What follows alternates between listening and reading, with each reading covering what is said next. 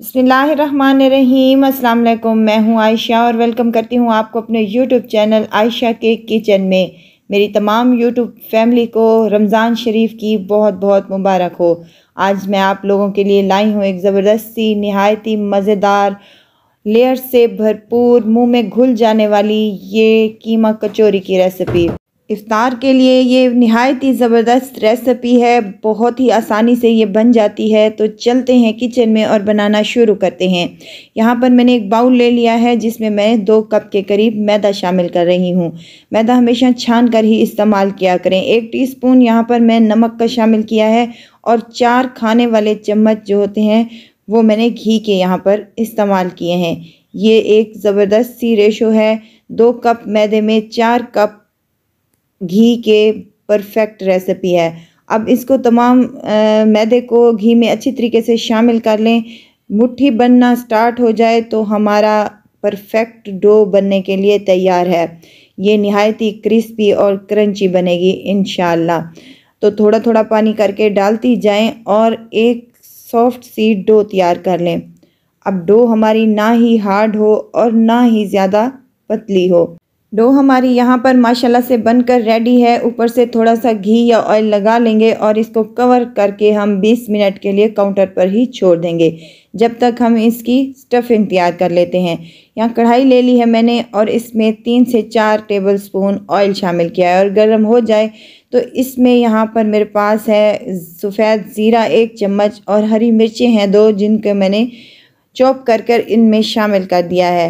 अगर आप हरी मिर्चें इस्तेमाल नहीं करना चाहते तो स्किप भी कर सकते हैं।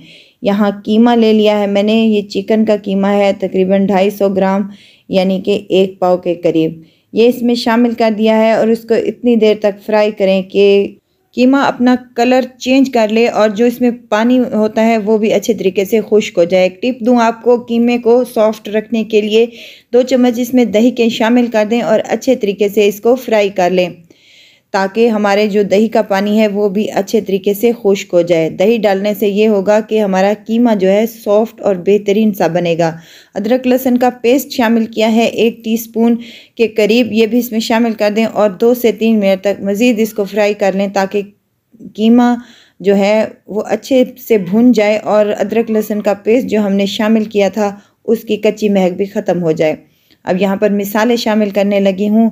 काली मिर्च का पाउडर है मेरे पास, खुश्क धनिया है, नमक है मेरे पास और सफ़ेद ज़ीरा है कुटा हुआ। ये मेरे से स्किप हो गया था।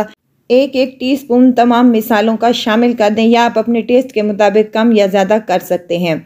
यहाँ पर बंद गोभी है मेरे पास जिसे मैंने बारीक सा चॉप कर लिया है और 2 दरमियाने साइज़ के प्याज है मेरे पास, ये भी इसमें शामिल कर दें चॉप किया हुआ। बंद गोभी और प्याज मेरे पास 1-1 कप के करीब है। तमाम इसमें शामिल करने के बाद अब इसको पकाना नहीं है, इसका मॉइस्चर ख़त्म करना है हमने ताकि हमारी जो कचौरियाँ बने वो अंदर तक नहायत ही क्रिस्पी और क्रंची बने। अब यहाँ पर सोया सिरका इस्तेमाल कर रही हूँ मैं। 1 बड़ा भरकर चम्मच शामिल कर दें और सोया सॉस का शामिल कर दें 1 चम्मच। सॉसेस को शामिल करने के बाद अब इन को भुनाई कर लेनी है हमने ताकि इनका मॉइस्चर जो है वो ख़त्म हो जाए। यहाँ पर अगर आपको मेरी वीडियो ज़रा सी भी अच्छी लग रही है तो लाइक करें, सब्सक्राइब करें और साथ में बेल आइकन के बटन को भी ज़रूर प्रेस कर दिया करें ताकि मेरी हर नई आने वाली वीडियो आप तक पहुँचती रहे। हरा धनिया शामिल कर दिया है और अच्छी तरीके से मिक्स कर लें। फ्लेम को हमने यहाँ पर बंद कर दिया है और यहाँ इसको ठंडा होने के लिए किसी बाउल में शामिल करके रख दें साइड पर। अब यहाँ एक कटोरी ले ली है मैंने और 2 चम्मच इसमें मैंने मैदे के शामिल किए हैं और 3 चम्मच इसमें मेल्टेड घी शामिल किया है। अच्छी तरीके से मिक्स कर लें। ये मिक्सचर आपने तैयार करना है कचौरी की लेयर्स बनाने के लिए। नहायत ही खस्ता और बेहतरीन सी कचौरियाँ तैयार होंगी इंशाल्लाह और बेहतरीन सी इसकी लेयर्स बनकर सामने आएंगी। अब यहाँ पर साइड पर रख दें इसको। अब आटे की तरफ आते हैं। आटा माशाल्लाह से बहुत अच्छे तरीके से सेट हो चुका है, बहुत ही मज़े का। 2 से 3 मुठियाँ इसको लगा लेंगे और इसको काउंटर पर ले आएंगे। बड़ा सा पेड़ा बना लेंगे और इसको काट कर हम 4 हिस्सों में डिवाइड कर लेंगे। 4 पेड़े तैयार कर लेंगे और 1 पेड़े से हमारी 2 कचौरियाँ ईज़िली बनकर तैयार हो जाएंगी। तो यहाँ पर मैं पेड़े तैयार कर रही हूँ। माशाल्लाह से पेड़े हमारे यहाँ पर रेडी हो चुके हैं। अब इसकी एक पेड़ा उठाना है और इसकी रोटी हम बेल लेंगे।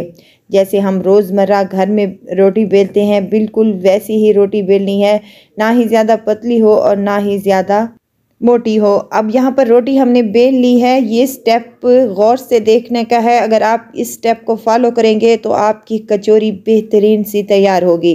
अब यहाँ पर हमने जो मैदे और घी का मिक्सचर तैयार किया था वो 1 चम्मच उठाकर तमाम रोटी के ऊपर फैला देंगे और छलनी की मदद से इसके ऊपर मैदा डस्ट कर लेंगे।